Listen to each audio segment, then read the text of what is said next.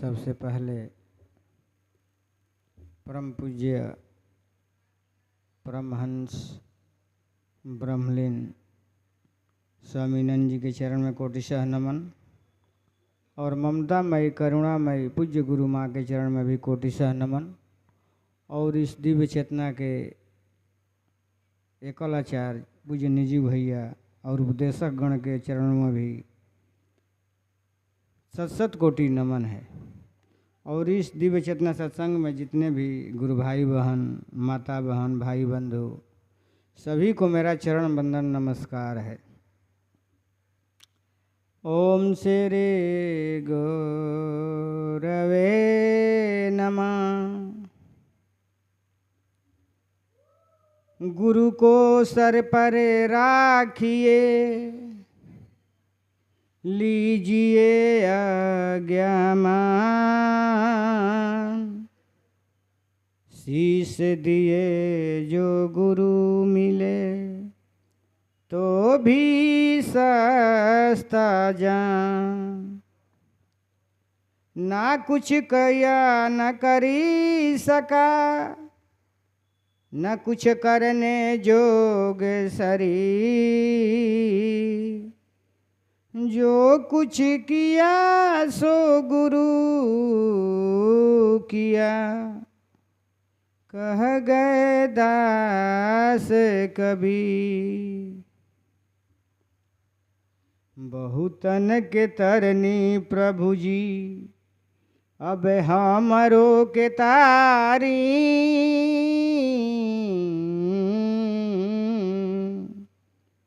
बहुतन के तरनी प्रभु जी, अब हमरो के तारी।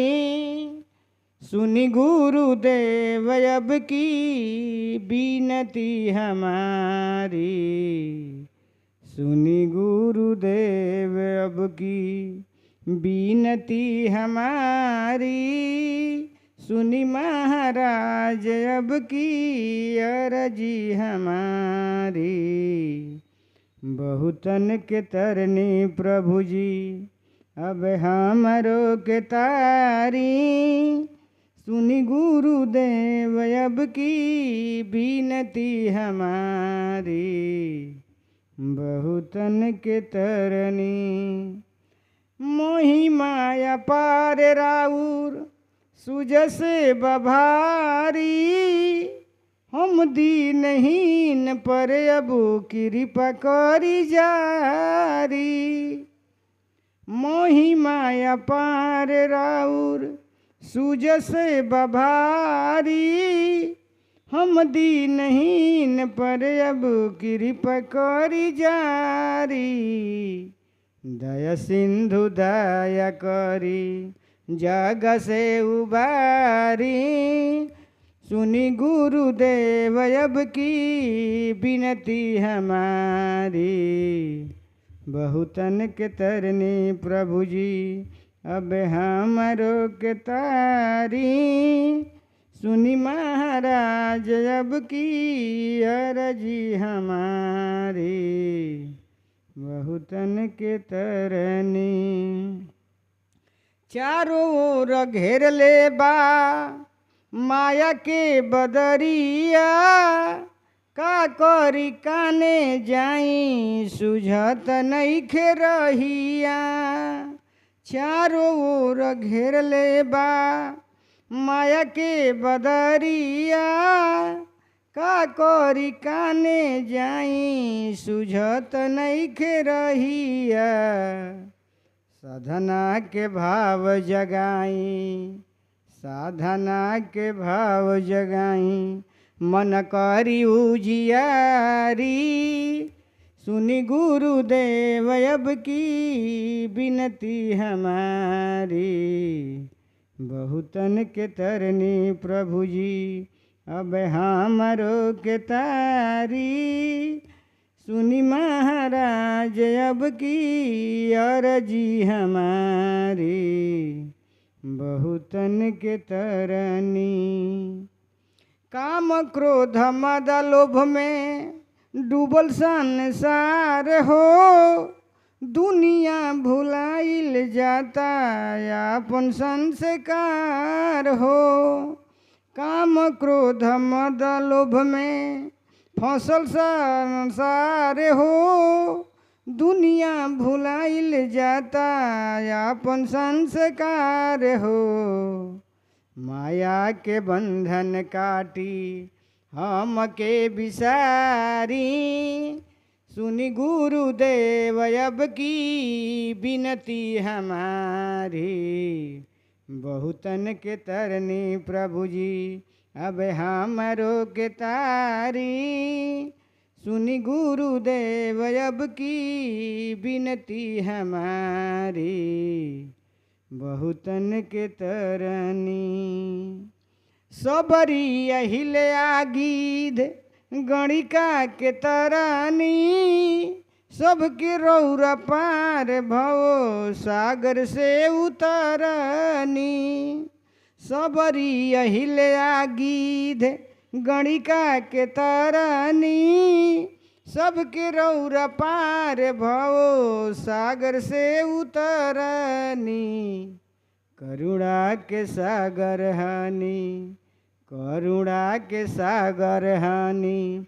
करुणा करी भारी। सुनी गुरुदेव अब की विनती हमारी। बहुतन के तरनी प्रभु जी अब हमरो के तारी। सुनी महाराज अब की अरजी हमारी। बहुतन के तरनी प्रभु जी अब हमरो के तारी। सुनी गुरुदेव अब की विनती हमारी।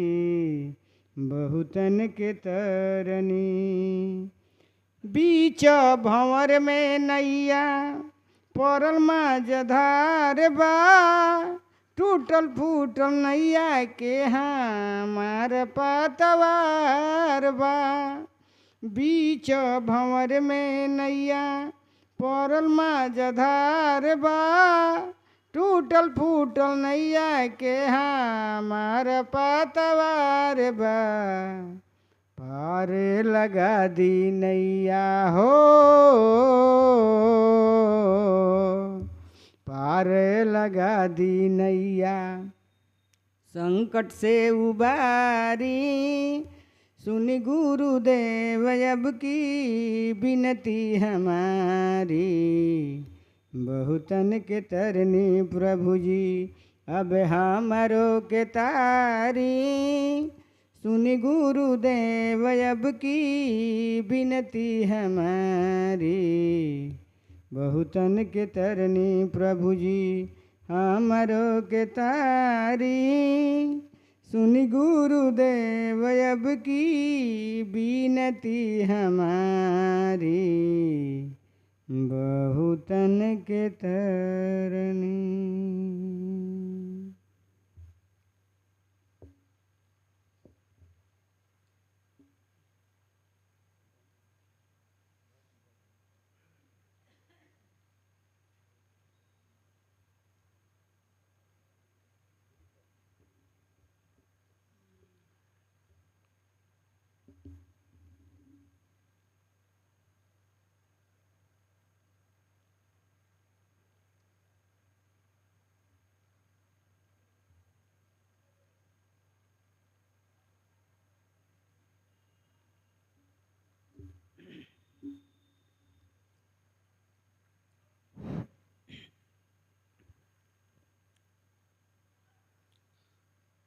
पधारो नाथे पूजा को।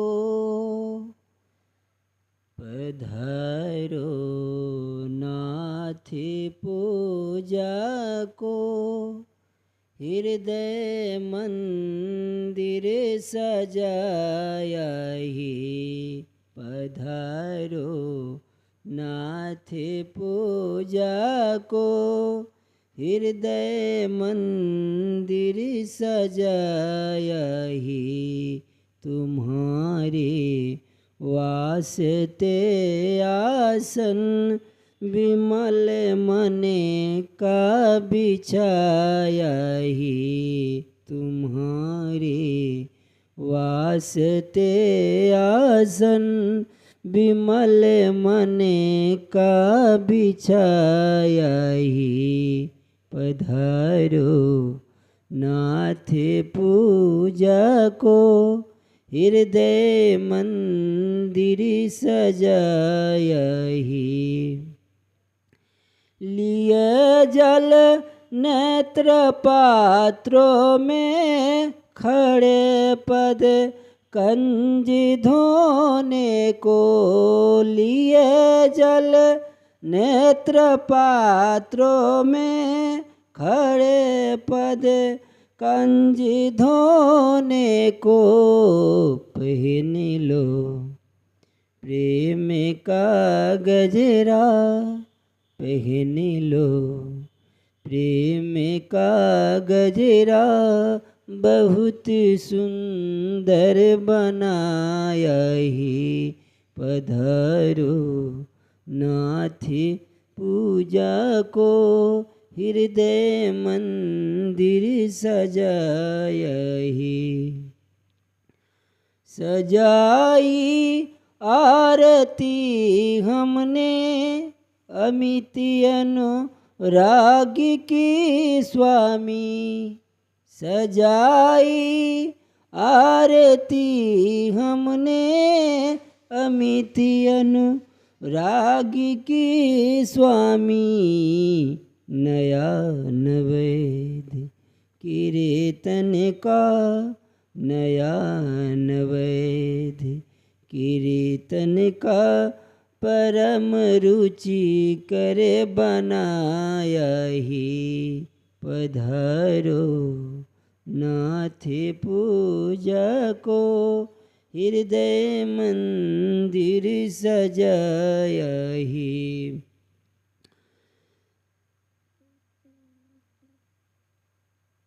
नहीं है वस्त्र या भूषण करू गुरु देव क्या अर्पण नहीं है वस्त्र या भूषण करू गुरु देव क्या अर्पण यही पद भेंट है केवल यही पद भेंट है केवल तुम्हें गा कर सुनाया ही पधारो नाथ पूजा को हृदय मंदिर सजाया ही तुम्हारे वास्ते आसन विमल मने का बिछाया ही पधारो नाथ पूजा को हृदय मंदिर सजाया ही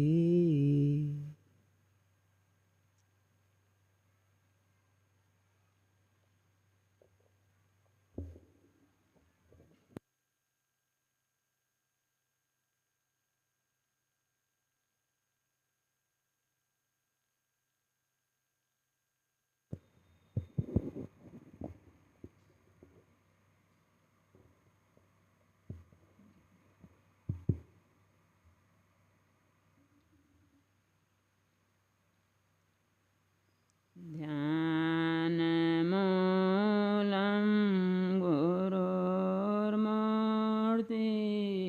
पूजामूलं गुरुपदं मन्त्रमूलं गुरुर्वाक्यं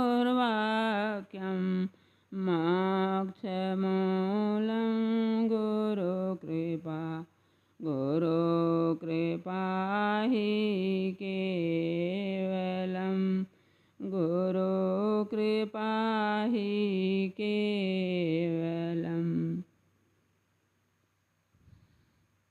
पलकों को बिछाए बैठी हूँ गुरुदेव तुम्हारे चरणों में पलकों को बिछाए बैठी हूँ। गुरुदेव तुम्हारे चरणों में रख लेना मुझे गुरुदेव दया करके निज पावन चरणों में पलकों को बिछाए बैठी हूँ। मन मंदिर के करतार तुम्हीं करुणा के हो अवतार तुम्हीं संसार के तारनहार तुम्हीं मझधार के खेवनहार तुम्हीं मन मंदिर के करतार तुम्हीं करुणा के हो अवतार तुम्हीं संसार के तारनहार तुम्हीं मझधार के खेवनहार तुम्हीं तप योग से बढ़ कर चैन मिला गुरुदेव तुम्हारे चरणों में पलकों को बिछाए बैठी हूँ। गुरुदेव तुम्हारे चरणों में रख लेना मुझे गुरुदेव दया करके निज पावन चरणों में पलकों को बिछाए बैठी हूँ। डाकू पापी तक सुधर गए सोए सद्भाव भी उभर गए। डाकू पापी तक सुधर गए सोए सद्भाव भी उभर गए। क्या जाने कैसे राग द्वेष भी विश्व प्रेम बन बिखर गए।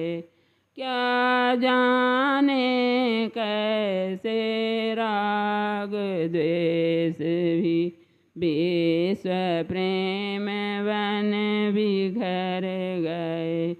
टल गए सभी माया बंधन जब आन पड़े तेरे चरणों में। टल गए सभी माया बंधन जब आन पड़े तेरे चरणों में। पलकों को बिछाए बैठी हूँ। गुरुदेव तुम्हारे चरणों में रख लेना मुझे गुरुदेव दया करके निज पावन चरणों में पलकों को बिछाए बैठी हूँ। रक्षक जब तुम बन जाते हो निर्भय मानव हो जाता है। रक्षक जब तुम बन जाते हो निर्भय मानव हो जाता है। चलनी सी जीवन नैया को भव सागर पार कराते हो। चलनी सी जीवन नैया को भव सागर पार कराते हो। तुमको ही निहारे मन हरदम नित ध्यान रहे तेरे चरणों में। तुमको ही निहारे मन हरदम नित ध्यान रहे तेरे चरणों में। पलकों को बिछाए बैठी हूँ गुरुदेव तुम्हारे चरणों में।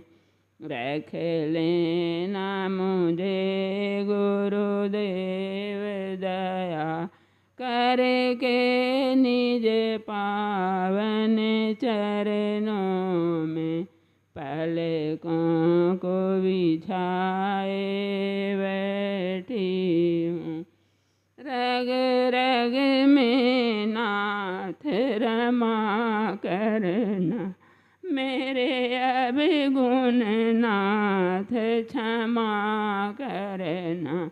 रग रग में नाथ रमा करना। मेरे अब गुण नाथ क्षमा करना। भुवनों में प्यार बहा देना। नव नेह में नाथ नहला देना। भुवनों में प्यार बहा देना।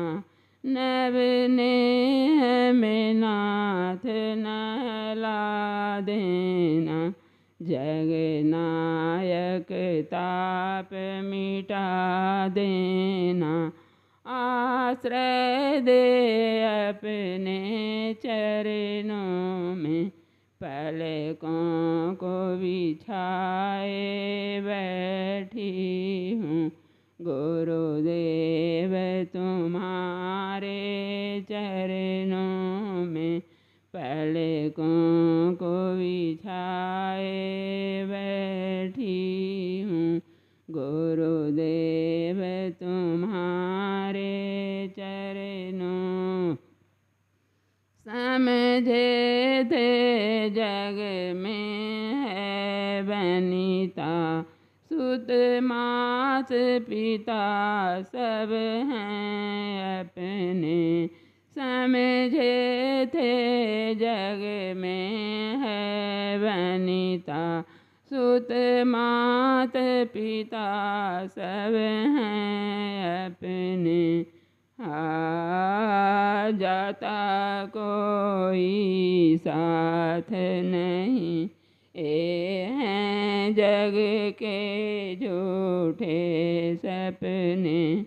आ जाता कोई साथ नहीं। ये हैं जग के झूठे सपने। यह बेड़ा पार लगा देना। बैठा निज पावन चरणों में। यह बेड़ा पार लगा देना। बैठा निज पावन चरणों में। जीवन का है अरमान यही मिट जाए तुम्हारे चरणों में। पलकों को बिछाए बैठी हूँ गुरुदेव तुम्हारे चरणों में। रख लेना मुझे गुरुदेव दया करके निज पावन चरणों में। पलकों को बिछाए बैठी हूँ गुरुदेव तुम्हारे चरणों में, पलकों को बिछाए बैठी हूँ।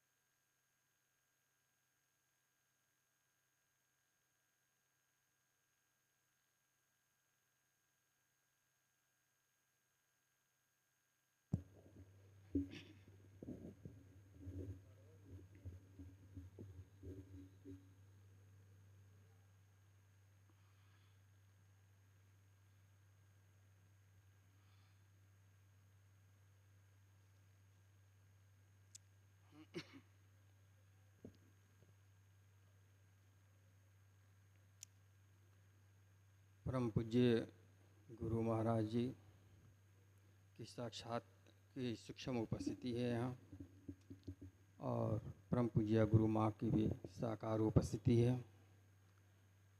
उनके पावन श्री चरण कमलों में हमारा सहृदय बारंबार नमन है। इस सत्संग के कलाचार्य और इस सत्संग की पत्रिका दिव्य चेतना संदेश के प्रधान संपादक पूज्य निजू भैया के चरणों में भी मेरा सप्रेम नमन है। साथ ही हमारी पंक्ति में बैठे इस सत्संग के उपदेशक दोनों भाइयों को भी हमारा चरण स्पर्श है। इस सभा में उपस्थित सभी गुरु भक्तों को भी के चरणों में भी हमारा सादर नमन है।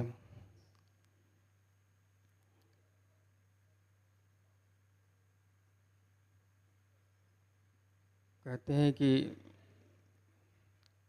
परम पूज्य की और परम पूज्य गुरु माँ की जब कृपा होती है तभी हम ऐसी सत्संग सभा में उपस्थित हो पाते हैं। ऐसे सत्संग सभा में उपस्थित होने का उद्देश्य ही होता है कि हम अपने जीवन में अच्छाई की खोज कर सकें। अच्छाई की खोज परम पूज्य कहते हैं कि खदान से कोयला, माइका, सोना और हीरा निकालने के समान ही है। जब हम ऐसा प्रयास करते हैं यानी खुदाई शुरू करते हैं तो सबसे पहले मिट्टी, पत्थर और कंकड़ ही मिलते हैं। यदि हम इसे देखकर घबरा जाएं और खुदाई बंद कर दें तो कभी भी इन रत्नों तक हम पहुंच नहीं पाएंगे। ठीक ऐसे ही हमें जीवन में अच्छाइयों को ग्रहण करते जाना है और बुराइयों को नज़रअंदाज करते जाना है ताकि हमारा मुख्य फोकस अच्छाइयों को अपनाने पर ही रहे। कहा जाता है कि ऐसा कोई मानव नहीं जिसमें बुराई और अच्छाई दोनों ना हो, क्योंकि देव और दानव वृत्ति से ही मानव की रचना हुई है और इसलिए स्वाभाविक है कि एक मानव में दोनों ही यानी अच्छाई और बुराई का मिश्रण हो। पर एक सद्गुरु अपने शिष्यों को सदा अच्छाई को ग्रहण करने के लिए ही प्रेरित करता है ताकि हमारा स्वभाव बुराई को त्यागने का बनता चला जाए। अच्छाई का मार्ग बुराई से होकर ही जाता है। यदि देखें या परम पूज्य के वचनों को याद करें तो बुराई एक बाधा है जिसके तरफ एक तिरछी और सतर्क नज़र रहनी चाहिए ज़रूर, पर मुख्य फोकस अच्छाई पर ही लगाए रखना होता है। जैसे हम बाधा दौड़ में देखते हैं कि धावक के लिए जब वो दौड़ प्रारंभ करता है जिस लाइन से, जिस बिंदु से, और जब दौड़ समाप्त करता है उस लाइन के बीच में कई बाधाएं यानी बैरियर्स खड़े कर दिए जाते हैं, और उसका कोच उसे इस तरह से अभ्यास कराता है कि वह दौड़ते हुए पहले बैरियर के नज़दीक कितने दूरी से और कितनी शक्ति से उछाल लगाए कि बैरियर को बिना छुए वो पार कर जाए, और पार करके भी दौड़ को जारी रखते हुए, दौड़ की गति को बनाए रखते हुए वो दूसरे बैरियर को भी पार करे, तीसरे बैरियर को पार करे, और अंत में जीत की लाइन को, अंतिम लाइन को छू सके। इस क्रम में वह केवल बाधाओं पर एक अनुमानित नज़र, एक उचटती नज़र रखता है, लेकिन उसका मुख्य ध्यान उस अंतिम लाइन पर ही होता है। इसी तरह से जीवन में हमें बुराई से उदासीन रहते हुए अच्छाई के मार्ग पर आगे बढ़ते जाना है, ताकि हम ऊंचाई के एक से एक मंजिल को प्राप्त करते हुए अपने जीवन को सफल बना सकें। अच्छाई को ग्रहण करने और बुराई का त्याग करने तथा इसके अच्छे और बुरे प्रभाव पर प्रकाश डालती हुई एक उपनिषद की कथा आती है कि एक राजा के 2 पुत्र हुए, फिर दोनों के एक पुत्र हुए। एक का नाम पुष्पमित्र रखा गया और दूसरे का नाम खांडक रखा गया। जब वे दोनों बड़े हुए तो गुरुकुल में विद्या अध्ययन के लिए गए, तो अपने रुचि के अनुसार खांडक ने कर्मकांड का क्षेत्र चुना और वहीं पुष्पमित्र ने अध्यात्म का क्षेत्र।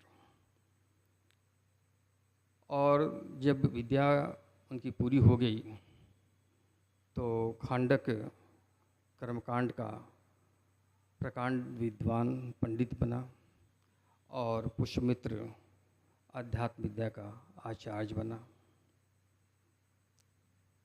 और फिर बड़े होकर दोनों अपने अपने राज्य पर राज्य करने लगे।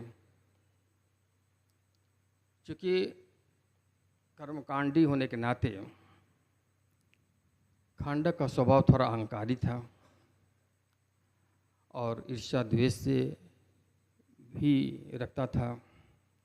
वहीं पुष्पमित्र आध्यात्मिक आचार्य होने के नाते सरल और सहज प्रकृति का था और अपनी प्रजा पर दया रखता था, उनकी सुख सुविधा का ख्याल रखता था। इसीलिए सभी प्रजा उसकी प्रशंसा गाया करते थे।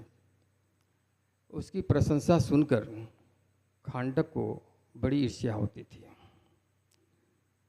और जब ये ईर्ष्या द्वेष उसका एक सीमा पार कर गया तो खांडक ने पुष्पमित्र के राज्य पर चढ़ाई कर दी और युद्ध हुआ।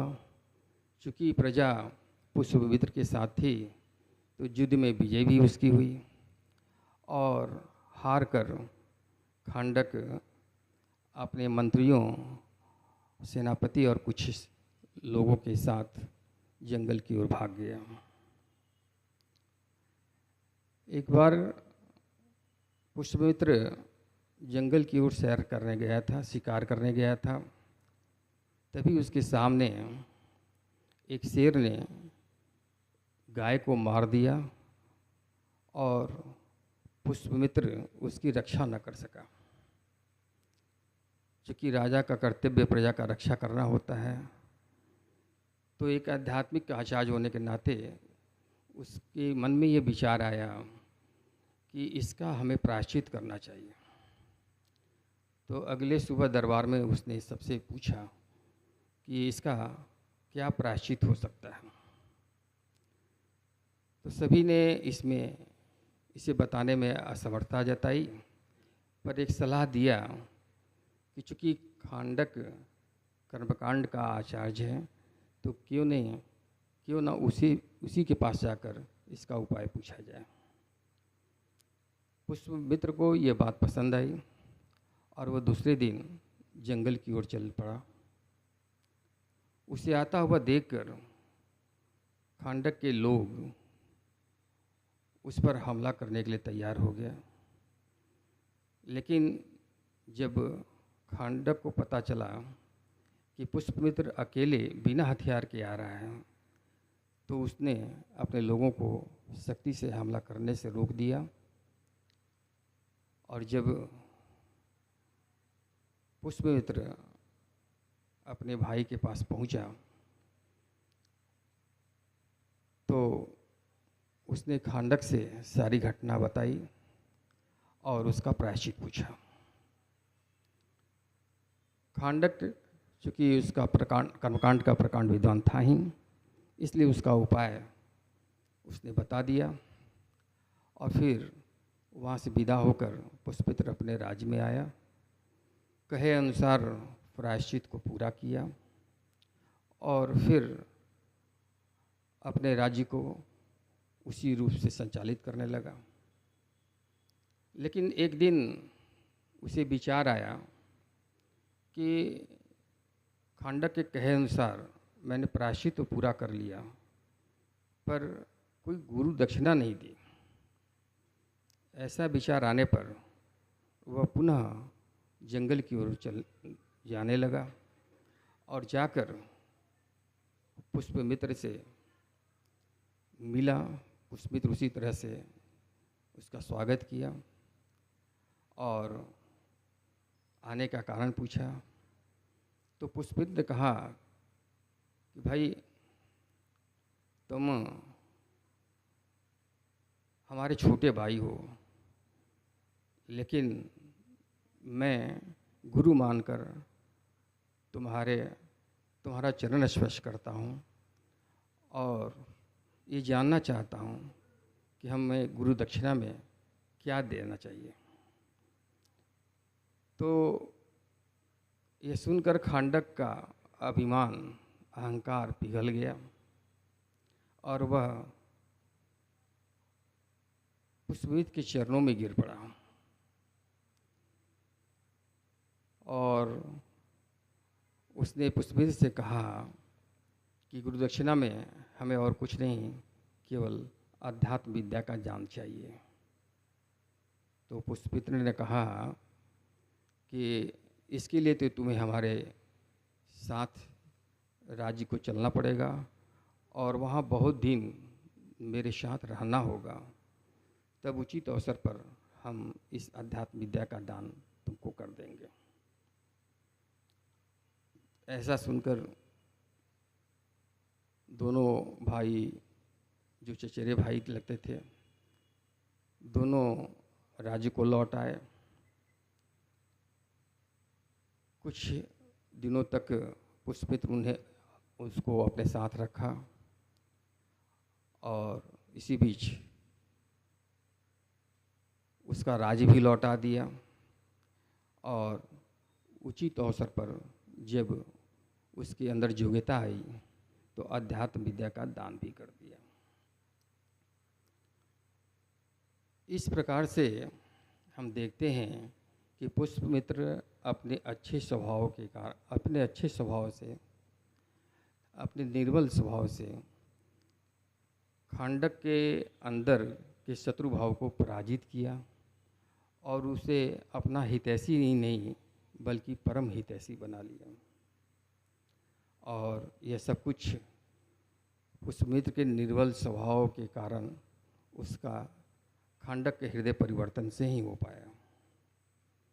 तो अध्यात्म का मापदंड भी यही है कि हम अपना स्वभाव कितना निर्मल करते जा रहे हैं, साथ ही काम, क्रोध, लोभ, मोह, मद आदि पर कितना नियंत्रण स्थापित कर रहे हैं।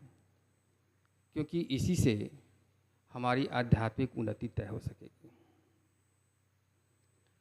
अभी हमने कर्मकांड और अध्यात्म पर चर्चा की और उसके बुरे और अच्छे प्रभावों की भी बात की। तो कहा जाता है कि कर्मकांड और अध्यात्म दोनों एक दूसरे के विपरीत हैं। कर्म और कर्मकांड में भाव तो उत्पन्न होता है, और लेकिन कर्मकांडी ध्यानी नहीं हो पाते। वहीं जो आध्यात्मिक साधक होते हैं वो अधिक कर्मकांड पर विश्वास नहीं करते। ऐसा इसलिए कि उन्हें इसी तरह समझाया गया है, और दोनों अपने साधना के प्रति, अपने गुरु के प्रति एक निष्ठ होने के कारण एक दूसरे को ज़्यादा महत्व नहीं दे पाते। वहीं परम पूज्य कहते हैं कि कर्मकांड और अध्यात्म एक दूसरे के विपरीत नहीं है, बल्कि ये दोनों एक दूसरे को नियंत्रित करते हैं, एक दूसरे के पूरक हैं, या यूँ कहें कि एक के बिना दूसरा अधूरा है। कर्मकांड से जहाँ भाव उत्पन्न होता है पर उसमें ठहराव नहीं होता है, इसलिए उसके संपन्न होने के बाद कुछ देर के बाद ही उसका प्रभाव ही जाता रहता है। वहीं ध्यान से प्राप्त शक्ति पता नहीं कर्मकांड के बिना हमें कहाँ लेकर चली जाएगी, और लक्ष्यहीन यात्रा करते हुए कोई दिशा नहीं तय कर पाएगी, क्योंकि दिशा या लक्ष्य भाव से ही बन पाता है। वहीं ध्यान में ठहराव होता है, और उस ठहराव से शक्ति उत्पन्न होती है, और उस शक्ति से हम अपने अंदर के काम, क्रोध, लोभ, मोह, मद आदि पर नियंत्रण स्थापित करते हैं, जिससे हमारे चरित्र का निर्माण हो पाता है, और एक गुरु महाराज के अनुसार एक चरित्रवान ही ईश्वर को प्राप्त कर सकता है। पर उन्हीं के अनुसार ये कर्मकांड को थोड़ा सीमित होना चाहिए। जैसे कि हम आरती गाते हैं, भजन गाते हैं, प्रवचन कहते और सुनते हैं, और गुरु बंदा गाते हैं, तो इससे एक अच्छा भाव, ईश्वरीय भाव पैदा होता है। और फिर जब गुरु की बताई हुई ध्यान साधना करते हैं तो उसे प्राप्त शक्ति से हमें इस भाव में, इस अच्छे भाव में ज़्यादा से ज़्यादा ठहरने की शक्ति मिलती है, और इस ठहराव से भाव को बल मिलते जाता है, जिससे एक समय ये दर्शन की योग्यता प्राप्त कराता है, और इस तरह से आगे बढ़ते हुए हम इस सिद्धि की वजह से एक समय ईश्वर में, गुरुमय हो जाते हैं। जहाँ तक ध्यान के बारे में बताया जाता है, जिसका विस्तृत विवरण पूज्य निजू भैया जी अपने हर सिटिंग में विस्तार से बताते ही हैं, लेकिन यहाँ संक्षेप में हम कहना चाहेंगे कि जब गुरु मंत्र को मनि मन बोलते हैं, सुनते हैं, और जो कुछ अनुभव होता है उसे दृष्टा होकर देखते जाते हैं, तो एक समय उस गुरु मंत्र में मौजूद गुरु सत्ता को हम प्राप्त कर लेते हैं, और गुरु में लय होकर गुरु के समान हो जाते हैं। यानी देखते देखते देखत तुम ही हो जाई की अवस्था को प्राप्त कर जाते हैं। तो जैसा कि परम पूज्य कहते हैं कि कर्मकांड को सीमित रखना चाहिए, ठीक उसी तरह जैसे दाल में नमक होता है। दाल में नमक यदि ज़्यादा हो जाए तो भी, और कम हो जाए तो भी, वो दाल के स्वाद को अच्छा लगने नहीं देता। यानी उसकी असंतुलित मात्रा दाल के स्वाद को ख़त्म कर देती है। इसी प्रकार हमें जीवन में अच्छाई को ग्रहण करते जाना चाहिए, और बुराई का त्याग करते जाना चाहिए, ताकि बुराई हमारे अंदर इतना गौण हो जाए कि वो दूसरे को नुकसान ना कर सके, साथ ही अपने अंदर हृदय को आनंदित और प्रसन्नचित रख सके। इसके लिए परम पूज्य बताते हैं कि पहले हमें अपने परिवार में माता पिता, चाचा चाची या बड़े भाई जो भी हो, उनके अंदर की अच्छाई को ग्रहण करना चाहिए। फिर नाते रिश्तेदार समाज से भी जो अच्छाई मिले उसे भी अपनाते जाना चाहिए, और अपने गुण ग्राहकता के गुण से अच्छाई को इस तरह से प्राप्त करते करते हम एक दिन अच्छाइयों के पुंज बन जाते हैं, जिसे उसका सूक्ष्मीकरण होते जाता है। और परम पूज्य कहते हैं कि जब विचार अपने व्यवहार से लौटता है, वापस होता है, व्यवहार करके जब वो वापस होता है तो वह सूक्ष्म से सूक्ष्मतम होता जाता है, और फिर वह किसी अन्य विचार से लिप्त नहीं हो पाता, और इस तरह से एक निर्लिप्त अवस्था को हम प्राप्त कर जाते हैं। और इससे जो ज्ञान प्राप्त होता है उससे प्राप्त होता है हमें अनकंडीशनल लव, यानी हम निस्वार्थ प्रेम की भूमि पर पहुंच जाते हैं, जिस भूमि पर जिस अवस्था को परम पूज्य प्राप्त थे। तो इसी अवस्था को प्राप्त करने के लिए परम पूज्य ने हमें साधना दी है, और हमेशा प्रोत्साहित किया है कि जब हम इसे प्राप्त कर सकते हैं तो तुम भी हमारी साधना के अनुसार चलते हुए इसे अवश्य प्राप्त कर पाओगे। बस हमें करना क्या है कि अपने गुरु की आज्ञा का पालन करते चलना है, उनके मिशन और सत्संग की सेवा करते हुए प्रचार और प्रसार में अपने को खा पाना है। मासिक, साप्ताहिक, मासिक और केंद्र द्वारा आयोजित सत्संग कार्यक्रमों में ज़्यादा से ज़्यादा भाग लेते रहना है, और गुरु की बताई हुई ध्यान क्रिया को सुबह शाम नित्य नियम पूर्वक बिना नागा किए हुए करते जाना है, और बाकी सब गुरु की और गुरु माँ की मौज पर छोड़ देना चाहिए। वो समर्थ हैं। एक दिन हम उनके बताए हुए मार्ग पर चलते जाएंगे तो उनकी कृपा और दया हमें प्राप्त होगी, और हम उनके दिए हुए लक्ष्य को प्राप्त कर पाएंगे। तो आइए गुरु महाराज से, परम पूज्य से और परम पूज्य गुरु माँ से प्रार्थना करें कि हे प्रभु, हे माँ, हम पर दया करना, कृपा करना, और हमारे अवगुणों पर ध्यान न देना।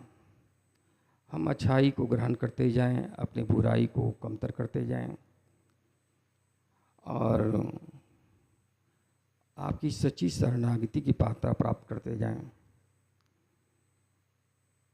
और हमारा हृदय आपके दिव्य प्रकाश से प्रकाशित होता चला जाए, ताकि विकट से विकट परिस्थिति में भी हम आपके दिखाए मार्ग पर अनवरत तब तक चलते जाएं जब तक आपको प्राप्त न कर जाएं, आपका और केवल आपका हो करना रह जाए।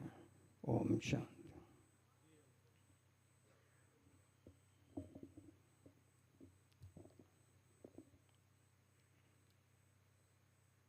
पूज्य आचार्य श्री का निर्देश है कि ध्यान की क्रिया सभा को बताई जाए।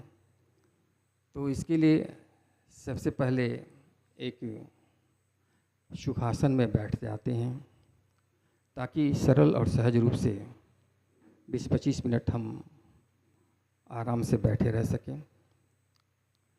इसके बाद जो पुराने सत्संगी हैं, जो गुरु महाराज जी के द्वारा दीक्षित हैं, वे उनके द्वारा बताई गई क्रिया को ही, मंत्र को ही करते रहेंगे। उसमें कोई जोड़ घटाव फेर बदल नहीं करेंगे। लेकिन जो नए भाई हैं उनके लिए उन्होंने एक मंत्र दिया है, श्री राम। राम के पहले श्री लगाने से ये मंत्र चैतन्य हो जाता है, जीवंत हो जाता है। और इस राम को वो बताते हैं कि वे दशरथ पुत्र राम से मतलब नहीं है इसका, बल्कि रमनते जोगिना यश मंदिता रामा, यानी जिस सत्ता में, जिस शक्ति में योगीजन रमन करते रहते हैं, उस सत्ता का नाम ही राम है।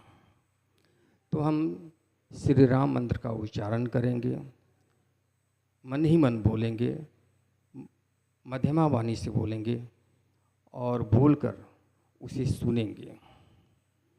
बोलने और सुनने के मध्य हम कुछ अंतराल, समय का अंतराल रखेंगे। जब आवश्यकता हो 1 बार, 2 बार, 3 बार हम उसे बोल सकते हैं। और बोलते और सुनते हुए जो कुछ भी अनुभव होता है, चाहे वो तरंग हो, कोई स्पंदन हो, आनंद हो, शांत हो या प्रकाशित क्यों न हो, उसे हमें देखते जाना है, गौर करते जाना है, उस पर ठहरते जाना है। उसमें खोना नहीं है, बल्कि चैतन्य होकर यह क्रिया करनी है, ताकि हम हमेशा होश में रह सकें। तो ऐसा करते करते एक अवस्था आएगी कि देखत तुम ही हो जाई, कि स्थिति में हम भी आ जाएंगे। इसके पहले गुरु वंदना होगी और गुरु वंदना के बाद हम ध्यान की क्रिया करेंगे। इस बीच सभा को शांत और स्थिर रखने के लिए हम ऐसा कुछ भी नहीं करने देंगे, अन्य बच्चों से को ही करने देंगे, ताकि सभा कोई किसी प्रकार से बाधित हो सके। तो नए लोगों के लिए बस यही है कि हम मंत्र को बोलेंगे, सुनेंगे और जो कुछ भी अनुभव आता है उस पर गौर करेंगे और गुरु वंदना के बाद ध्यान की क्रिया करेंगे। तो शुरू करते हैं गुरु वंदना। ओम शांति।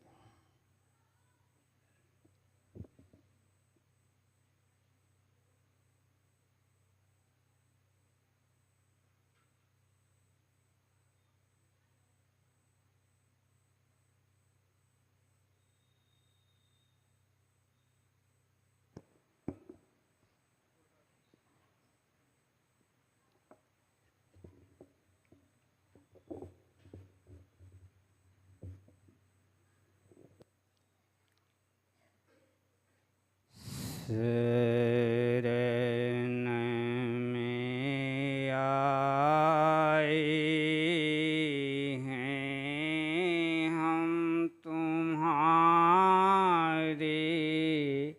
दया करो हे दयालु भगवन। शरण में आए हैं हम तुम्हारे, दया करो हे दयालु भगवन। सुधारो बिगड़ी दशा हमारी, दया करो हे दयालु भगवन। ना हम में बल है, ना हम में शक्ति, ना हम में साधन, ना हम में भक्ति, ना हम में बल है, ना हम में शक्ति, ना हम में साधन, ना हम में भक्ति।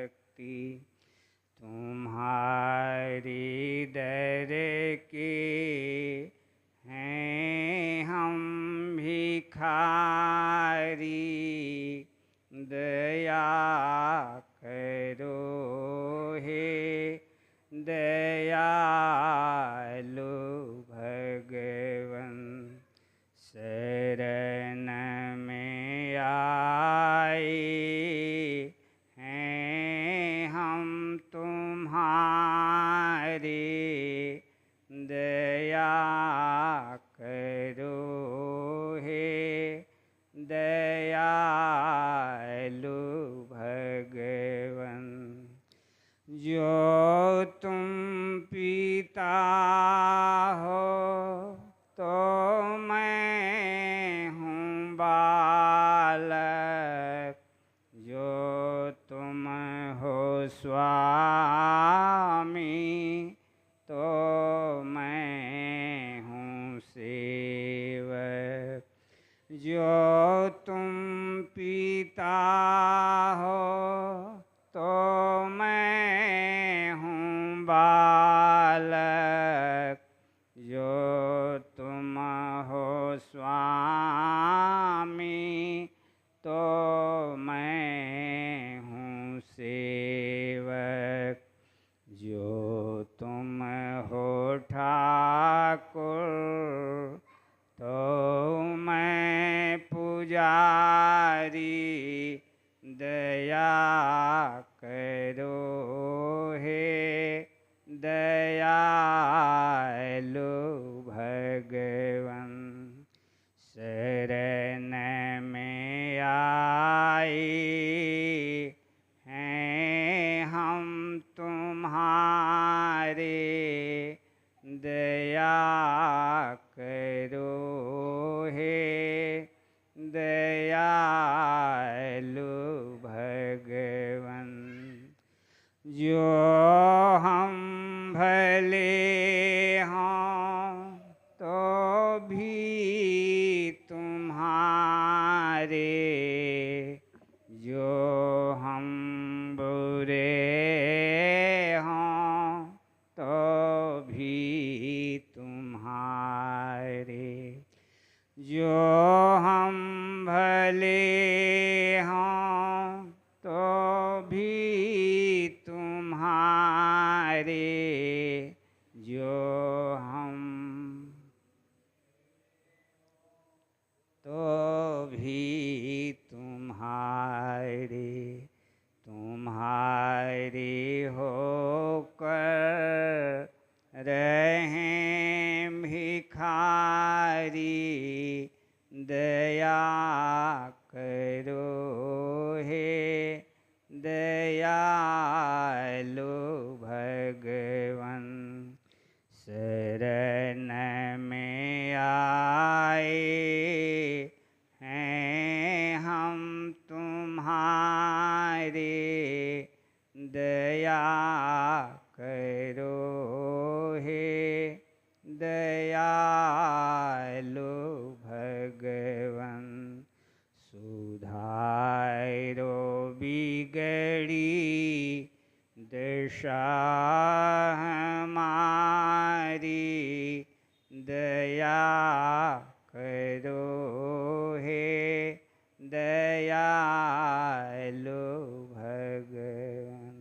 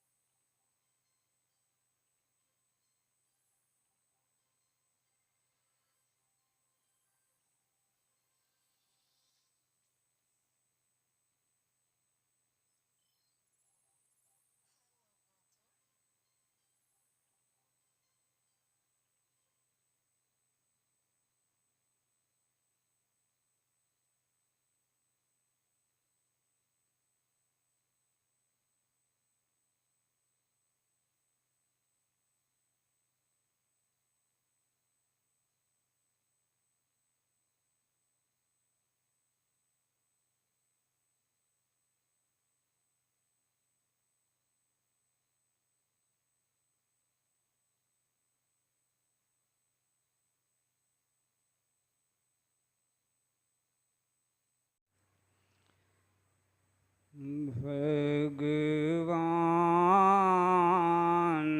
मेरी साधना सफल होने दो गुरु निज चरण की आराधना सफल होने दो गुरु निज चरण की आराधना मैं नगर घर घर फिरा हूँ ठोकरें खा कर गिरा हूँ मैं नगर घर घर फिरा हूँ ठोकरें खा कर गिरा हूँ अंत में आया तुम्हारे पास मैं निर्धन बना भगवान मेरी साधना सफल होने दो गुरु निज चरण की आराधना जल रहा हूँ ताप से और वेदना के शाप से जल रहा हूँ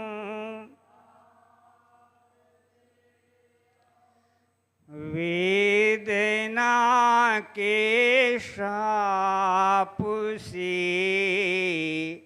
अब न भव हंति से करूँ देश मुझको बांधना भगवान मेरी साधना सफल होने दो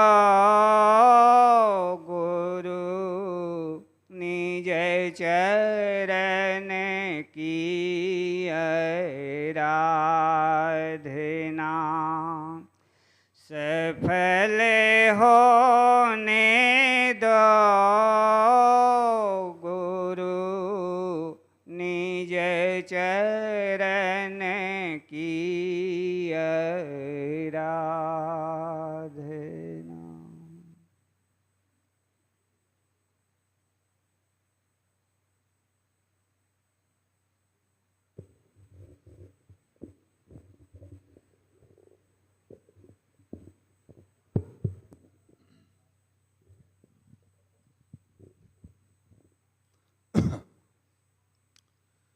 सात समुद्र की मसी करो लेखने सब बन राय धरती सब कागज करो गुरुगुण लिखा न जाए। ऐसे परम समर्थ गुरु महाराज के चरणों में बारंबार प्रणाम है एवं करुणामयी दया के सागर माता जी के चरणों में भी बारंबार प्रणाम है एवं इस दिव्य चेतना सत्संग के कलाचार्य पूज्य भैया जी के चरणों में भी बारंबार प्रणाम है एवं इस दिव्य चेतना सत्संग के उपदेशकगण एवं सभा में उपस्थित तमाम गुरु महाराज के भक्तजन को भी मेरा प्रणाम है। आज बहुत बड़ी गुरु महाराज की कृपा हुई है। इस बलिया के तपोभूमि में हम सबों को आने का अवसर प्राप्त हुआ है। इस भाग दौड़ के जीवन में ना हाँ चाहते हुए भर में भी बहुत लोग तैयारी किए होंगे, पर जिन पर विशेष गुरु महाराज की कृपा हुई वो अनायास यहाँ पहुँच गए। कुछ लोगों के मन में ये भी विचार आ रहा होगा कि इतने दूर दराज से लोग आए हैं, सत्संग पूजा पाठ तो हर दिन रोज हुआ करता है, पर इतना दूर दराज से आने से इन्हें प्राप्त क्या होता है जो भागे दौड़े चले आते हैं। दूसरी बात, कुछ लोगों के मन में ये भी सवाल उठ रहा होगा कि जिस पूजा में बहुत ज़्यादा भीड़ होती है वो बहुत अच्छी पूजा होती है, जिस पूजा में बहुत कम भीड़ होता है वो पूजा अच्छी नहीं है।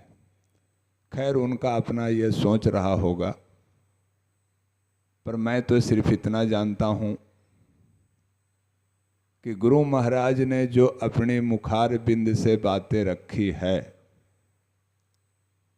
वो तुरंत समझ में इसलिए नहीं आता है, या फिर आपके समक्ष जो कुछ भी प्रवचन दिया जाता है वो हर व्यक्ति को समझ में इसलिए नहीं आता है कि उसके लिए भी आपके अंदर में भूमि तैयार होनी चाहिए। ऐसी बातें नहीं है कि जो कुछ भी प्रवचन दिया जाता है वो हर व्यक्ति बहुत आसानी से उसको ग्रहण कर ले। इसलिए कि बराबर इस बात पर गुरु महाराज बल दिया करते थे, तुम सिर्फ सत्संग में आओ, तुम्हारा काम सिर्फ सत्संग में आना है। तुम सत्संग में आओगे, कुछ दिन लगातार जब आते रहोगे तो ये क्वेश्चन ही तुम्हारे मन से हट जाएगा, और ऐसा हम लोगों के जीवन में बीता है। मैं आपके समक्ष उसी बात को रख रहा हूँ जो बीता है, जो अनुभव किया हूँ। शुरू के दिनों में गुरु महाराज इस बात को जब बोले थे तो हमें भी ऐसा लगता था कि सत्संग में आने से क्या होगा, ये तो बता दिए, पर हाँ, यहाँ आने के बाद वो दौलत मिलती है जिसका बाजार में कोई मूल्य नहीं है।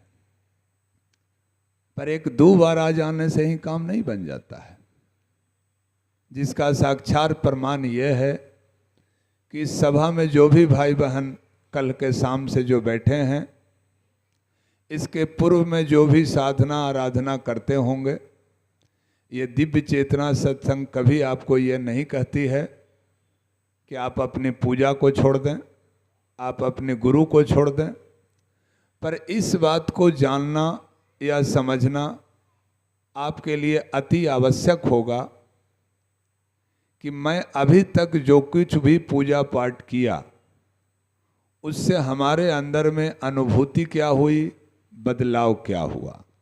अगर नहीं हुआ तो कहीं न कहीं कुछ कमी रह गई है। और कल के शाम से जो आप देख रहे होंगे, जो क्रिया आपको बताई गई, उस क्रिया के माध्यम से जो आपने ध्यान साधना किया, उससे इतना तो अवश्य पता चल गया होगा कि एक दिन की ध्यान साधना से जब इस प्रकार की अनुभूति है तो कुछ दिन इस साधना को करने से हमारे अंदर में क्या अनुभूति होगी। क्लियर वे में हमारे यहाँ की जो भी क्रिया साधना है वो क्लियर है, किसी प्रकार का कोई संशय नहीं है। दूसरी बात, जितना भी आरती, भजन, प्रवचन, जो कुछ भी होता है, इसका मूल उद्देश्य जो अभी आप लोगों ने ध्यान किया, इस ध्यान के लायक भूमि को तैयार करने के लिए ही ये सारी बातें कही जाती है। काम जो कुछ भी आपका बनेगा वो ध्यान साधना से बनेगा, पर आरती, भजन, पूजा जो भी करते हैं उसका वेश होता है कि उस लायक हम लोग तैयार हो जाएं और तैयार होकर ध्यान करें। और कहीं कुछ नहीं है। मेन पूंजी हम लोगों की जो है वो ध्यान ही है। जो कुछ भी हमारे अंदर में बदलाव या तब्दीली आएगी वो ध्यान से आएगी। और ये ध्यान के लिए जो आवश्यक बातें पूज्य भैया जी बताए हैं वही कीमती है। श्रद्धा पूर्ण विश्वास के साथ जब उस आप क्रिया को करेंगे आपके अंदर में निरंतर बदलाव आता चला जाएगा। ठीक इसी प्रकार का सभा लगा हुआ था। कुछ भक्तजन आए और गुरु महाराज से क्वेश्चन किए कि सरकार हमारे जीवन में ये सुख दुख का कारण क्या है, कौन सा ऐसा जतन करें कि ये दुख से मुझे मुक्ति मिल जाए।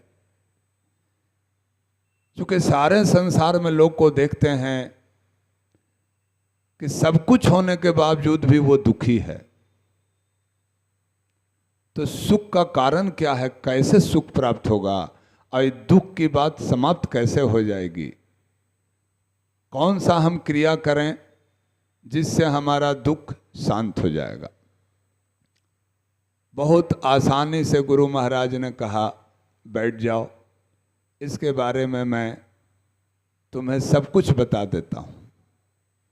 सुख दुख का मुख्य जो कारण है वो बस इतना ही है कि तुम अपने कर्तव्य को जानो। तुम्हारा कर्तव्य क्या है? तुम्हारे कर्तव्य में दूसरे का अधिकार छुपा हुआ है, दूसरे के कर्तव्य में तुम्हारा अधिकार छिपा हुआ है। यही सुख दुख का कारण है। इतना यदि जान लोगे इससे तुम परे हो जाओगे। और फिर गुरु महाराज ने बताया किसी प्रकार का साधना, पूजा पाठ, आध्यात्मिक ग्रंथ को देखना, इस सब का उद्देश्य यही है, अपने कर्तव्य को जान लेना। और जिस दिन कर्तव्य को जान लोगे पूर्ण शांति व्याप्त हो जाएगी। और पूर्ण शांति में ही ईश्वर का वास है, शेष कहीं कुछ नहीं है। पर ऐसा होता नहीं है। कर्तव्य को पहचानने के लिए किसी गुरु के सानिध्य में जाना होगा। ऐसे ही कर्तव्य के बारे में नहीं जान लेंगे। और यही दुख का कारण है। एक मां को देखे होंगे, एक छोटा सा बच्चा होता है,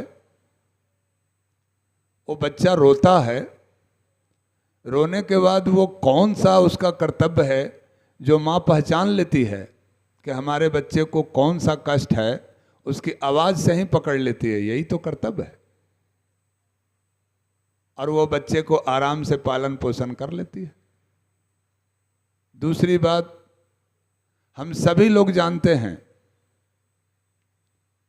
कि हमारे पास जो प्रॉपर्टी है, हम अगर 2-3 भाई हैं तो अगला भाई का कितना शेयर है, उसका क्या अधिकार है। क्या हम भली भांति उसको अधिकार देने के लिए तैयार रहते हैं? क्या हमारे मन में यह भाव नहीं आता है कि 5 कट्ठा इससे हम अपना लपेट लें, इसको पता भी नहीं चले? क्या यही हमारा अधिकार है? यही हमारा कर्तव्य है? हम चाहते हैं कि सारे संसार का जितना भी प्रॉपर्टी है हम अपने पुत्र के नाम हवाले कर दें। पर ऐसा नहीं हो सकता है। सबका अधिकार है, सबका कर्तव्य है। हम इस मानव जोड़नी में आए हैं तो हमारे पास भी बहुत सा ऐसा जिम्मेवारी है जो मैं नहीं निभा पाता हूँ। समाज के प्रति भी मेरी जिम्मेवारी है, भाई के प्रति भी मेरी जिम्मेवारी है, भतीजा के प्रति भी मेरी जिम्मेवारी है, गांव वालों के प्रति भी मेरी जिम्मेवारी है। क्या उस कर्तव्य का पालन मैं कर रहा हूँ? और शांति की तलाश के लिए चले हैं, शांति मुझे मिले। दूसरी बात, आप सभी लोगों ने मदर टेरेसा का नाम सुना होगा। उनके पास सब कुछ होने के बावजूद भी वो अपने कर्तव्य को ये जाने, सेवा, उस सेवा को चुने और पूरा जीवन अपना सेवा में लगा दिए। उन्हें क्या मिला था? दूसरे को सेवा करने के बाद इतना आनंदित रहती थी, इतना आनंदित रहती थी जैसे भगवान का रोज दीदार हो रहा है। वो कर्तव्य को अपना समझे और उस कर्तव्य में सेवा को चुने और सेवा में ही वो गदगद रहते थे। दूसरी बात, अभी के भी समाज में देखें, जो एक निष्ठ व्यक्ति है, एक निष्ठ व्यक्ति है, वो उसको पता है कि समाज के प्रति हमारी क्या कर्तव्य है, पर उसके लिए समाज में यही कहा जाता है, घर वाले भी उसे यही कहते हैं कि ये फलाना व्यक्ति जो है, इसे न जाने कौन सा बीमारी इसके ऊपर सवार हो गया है कि हर समय दूसरे के बारे में ही सोचते रहता है, अपने बाल बच्चा के बारे में तो कोई फिक्र ही नहीं है, ये पागल हो गया है आदमी। पर शायद वो व्यक्ति अपना कर्तव्य को पहचाना है, अपना अधिकार को जाना है कि हमारा भी अधिकार समाज के प्रति क्या है, और निभाने में वो मस्त है। ये मस्ती का आलम तो वही जान सकता है ना, जो अपना अधिकार कर्तव्य के बारे में सोच के और सबको बांटा हो। उसकी जो आनंद की अनुभूति आती है, फिर उसके जीवन में ये सुख दुख की बात कहां से आएगी, और इसी में वो मस्त रहता है। पर हम लोग ऐसा कर नहीं पाते हैं। जिसके प्रति जो जिम्मेवारी है, उस जिम्मेवारी से हम अपना हाथ को चुरा लेते हैं। बहुत तेरे ऐसे लोग हुए, या कुछ संत महात्मा को भी देख लीजिए, अपने बुढ़ारी के बारे में ना सोचते हुए सत्संग पूजा पाठ के लिए सब जगह दौड़े चल रहे हैं, दौड़े चल रहे हैं, दौड़े चल रहे हैं। क्या उन्हें इस बात का फिक्र नहीं है कि हमारी भी वृद्धावस्था आएगी, मैं भी अपने लिए 2-4-10 करोड़ जमा करके रख दूं, सुख चैन और आराम की जिंदगी जी सके? जिसका ज्वलंत उदाहरण हमारे परम पूज्य गुरु महाराज हैं। किस बात की कमी थी हमारे गुरु महाराज को? मैं किसी पर टीका टिप्पणी किसी साधु महात्मा पर नहीं करना चाहता हूं, और ना मेरा मिशन ये अलाउ करता है। मैं अपने गुरु के बारे में बता रहा हूं। क्या हमारे गुरु महाराज ने जो इतनी कीमती शिक्षा दीक्षा हम लोगों को दी, क्या इसके लिए उन्होंने कभी फीस निर्धारित किया? क्या कोई जाति वर्ग निर्धारित किया? सबके लिए दरवाजा खुला रहा। जो भी आओ, पेट भर के खाओ, पेट भर के ले जाओ, किसी पर कोई पाबंदी नहीं लगाया। सारी सामर्थ्यता होने के बावजूद भी क्या जरूरत पड़ी हुई थी? इस तपती गर्मी में मैंने वो भी सीन देखा है, मैंने वो भी सीन देखा है। उस गांव में बिजली नहीं थी, जनरेटर की सामर्थ्य नहीं थी उस व्यक्ति के पास जो सत्संग का प्रोग्राम लिया। खगड़ा का पंखा लेके गुरु महाराज दोपहर में तलते रह गए और फूस के बंगला में रहे हैं, लोटा में पानी लेके फील्ड में लैट्रिन चले गए हैं। आज हम लोगों को सत्संग में आने पे थोड़ा सा कष्ट होने के बाद व्यवस्थापक पर नाराज हो जाते हैं। कैसी व्यवस्था है जो सत्संग में बुला लिए? पर मैं उस प्रोग्राम में शामिल हूं गुरु महाराज के साथ, और एक बात गुरु महाराज कहा करते थे, जिस सत्संग में ज्यादा कष्ट हो समझो कि उस दिन तुम्हारा बहुत ज्यादा काम हुआ। बहुत ज्यादा आराम से काम बनने वाला नहीं है। अगर आराम ही करना था तो फिर घर में रहो, सबसे ज्यादा आराम है। यहां अगर कुछ मिलना है, और हम सभी लोग जानते हैं, जैसा कि हमारे पूज्य प्रकाश भैया अभी बताए, कि अच्छाई के लिए, कुछ गुणवत्तापूर्ण वस्तु प्राप्त करने के लिए आगे का अवरोध को हटाना पड़ता है, पेशेंस रखना पड़ता है, इंतजार करना पड़ता है, तब उस मूल रत्न की प्राप्ति होती है। ठीक इसी प्रकार से हमारा सत्संग है। गुरु महाराज अपना पूरा जीवन हम लोगों के लिए समर्पित कर दिए, अपने लिए उन्होंने कभी नहीं सोचा। जिस प्रकार से हम लोग आज अपना कर्तव्य को, दूसरे का अधिकार को चुरा ले रहे हैं, यही दुख का कारण है। पर गुरु महाराज ने ऐसा नहीं किया, ऐसा नहीं किया। अगर करते तो गुरु महाराज का जो वर्तमान आश्रम और अपना घर, तो घर में सारी सुख संपदा प्राप्त होने के बाद भी विक्रम में आश्रम पे गए क्यों? हम लोगों के लिए, ताकि हम लोगों को आने जाने में कोई असुविधा नहीं हो, रहने में कोई असुविधा नहीं हो। हर बार वो इसी बात के लिए चिंतित रहते थे। इस सभा में पुराने नए दोनों भाई बहन बैठे होंगे।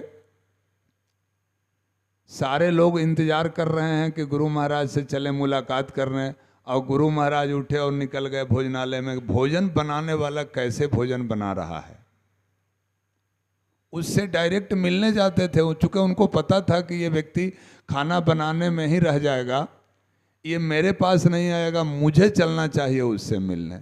भला बताइए, यह सोच हमारे गुरु महाराज की थी। और सुख दुख की बात हम लोग करते हैं, मुझे ये पूर्ण विश्वास है, क्योंकि उन्होंने जो अपने मुखार बिंद से कहा है वह सामने दिख रहा है। कल शाम से जो साधना क्रिया चल रही है, जो आनंद और शांति की जो अनुभव हो रहा है, क्या आप लोग ये इस बात के लिए अपने हृदय पटल पे हाथ रख के नहीं सोच रहे हैं कि कल से जो भी भाई बहन इस सभा में आए हैं, क्या एक बार भी घर गृहस्थी के बारे में कभी कोई टेंशन मन में विचार आ रहा है?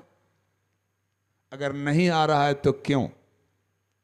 इतना दूर आने में आपको रास्ता में जो भी परेशानी कष्ट हुई, यहाँ आने के बाद सबका ट्रीटमेंट कैसे हो गया? क्या कोई मेडिसिन मिला? यही गुरु महाराज की कृपा है। हाँ, ये भले देख रहे होंगे कि मंच पे एक चित्र रखा हुआ है, पर किसी में सामर्थ्य नहीं है। ये आनंद की अनुभूति जो बरस रही है, ये परम पूज्य गुरु महाराज और पूज्य माता जी का कृपा है।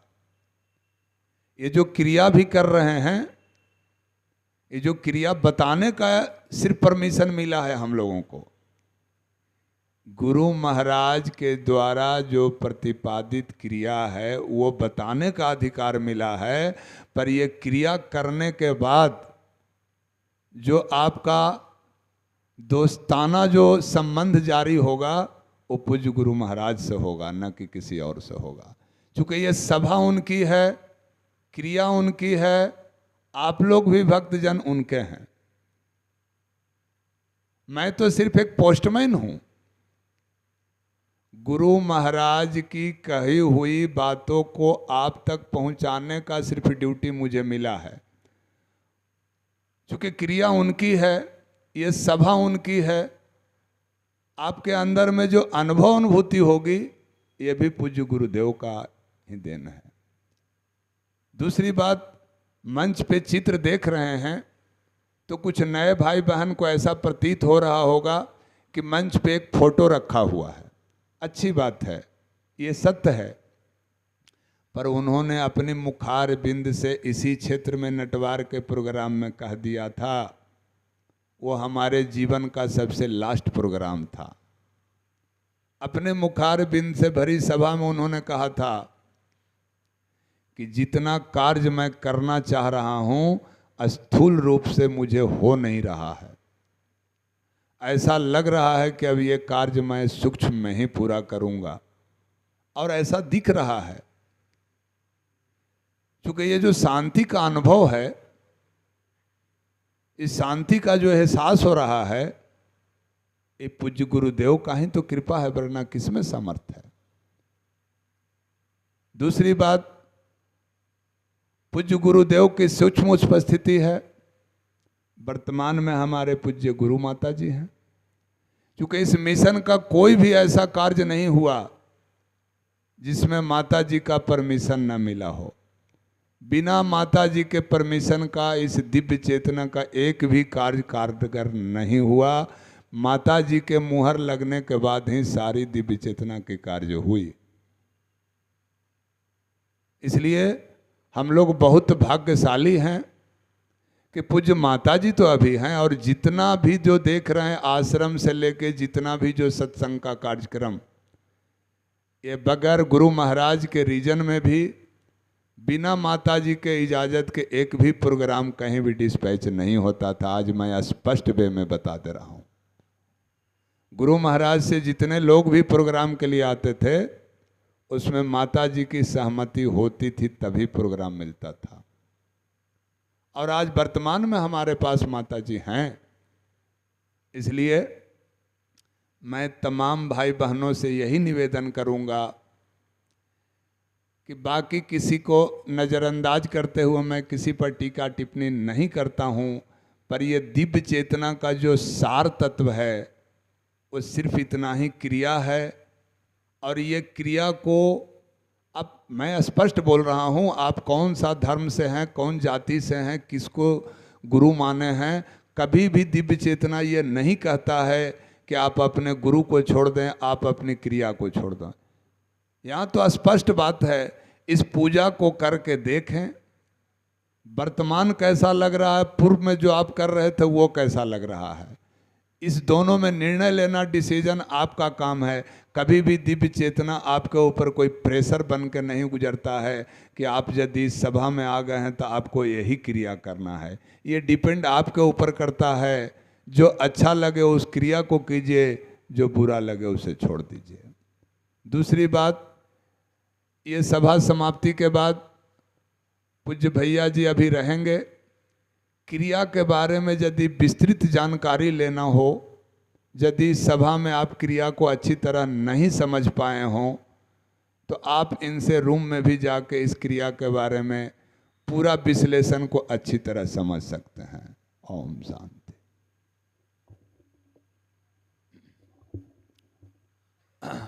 आइए, अभी गुरु महाराज के समक्ष कुछ नैवेद्य रखा हुआ है। आइए हम सब मिलकर उनसे प्रार्थना करें कि हे महाप्रभु, हम लोग क्या दे सकते हैं। ये जो कुछ भी नैवेद्य है आपके दिया हुआ है प्रभु। आपसे यही निवेदन है प्रभु कि आपके चरणों में जो नैवेद्य रखा हुआ है आप इसे स्वीकार करें। हम सभी सत्संगी भाई बहनों पर आप यही तो कृपा बनाए रखें, ताकि आपके बताए हुए मार्ग पर एक दिन चल के आपको प्राप्त कर सकें प्रभु।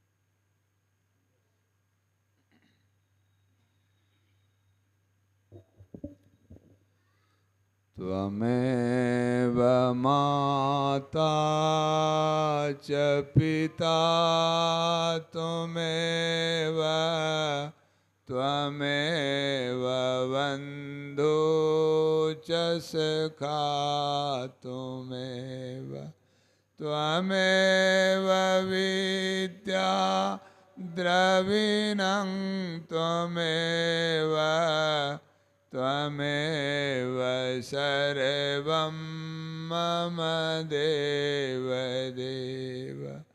ॐ सहना भवतु सहनौ भुनक्तु सह वीर्यं करवावहै तेजस्विनावधीतमस्तु मा विद्विषावहै। ओम शांति शांति शांति।